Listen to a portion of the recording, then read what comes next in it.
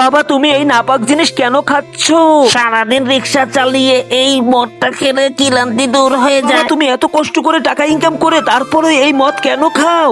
আরে আমার মাথায় অনেক টেনশন থাকে। বাবা কি এমন টেনশন আমার কাছে বলো, আমি তো বড় হয়ে গিয়েছি অনেক দিনে আমার। বাবা তুমি আমার কাছ থেকে আজকে ওয়াদা করো যে তুমি আর কোনোদিন মদ খাবে না, আমি নিজেই তোমাকে টাকা কামিয়ে দিব। ঠিক আছে বাবা, আমি তো টেনশন মুক্ত থাকবো, আর কখনো মদ খাবো না। তুমি নিশ্চিন্তায় থাকো, আমি টাকা কামিয়ে নিয়ে আসতেছি।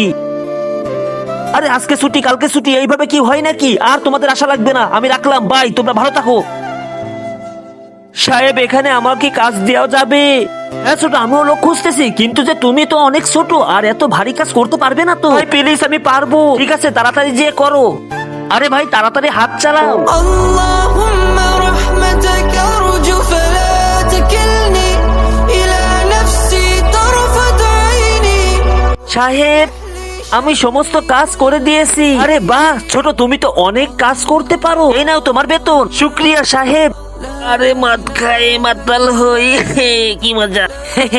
আরে মদ খাই পাগল পাগল পাগল পাগল। আরে হাই বাবা এই নাও টাকা।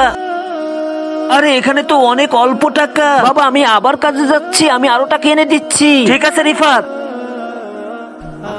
আরে আজকেরাও তো এক বোতলের ব্যবস্থা হলো। বড় ভাইয়া আমাকে একটা কাজ দেন প্লিজ। আরে শাওন ভাই এই দামি সাইকেলটা কত? আরে ছোট তুই এখানে কি করতেছিস? সাহেব আমি এখানে কাজ খুঁজতে এসেছি। আরে ছোট আমি তো তোকে না একটু আগে টাকা দিয়েছি, তুই আমার ওখানে কাজ করেছিলি। টাকার এত কি দরকার যে তুই এখানেও কাজ করতে চলে এসেছিস? তাহলে শোনেন, আরে আমি অনেক দিন আই বেঁধে গিয়েছি, টাকা লাগবে অনেক। আব্বু আমি টাকা কামিয়ে তোমাকে দিব।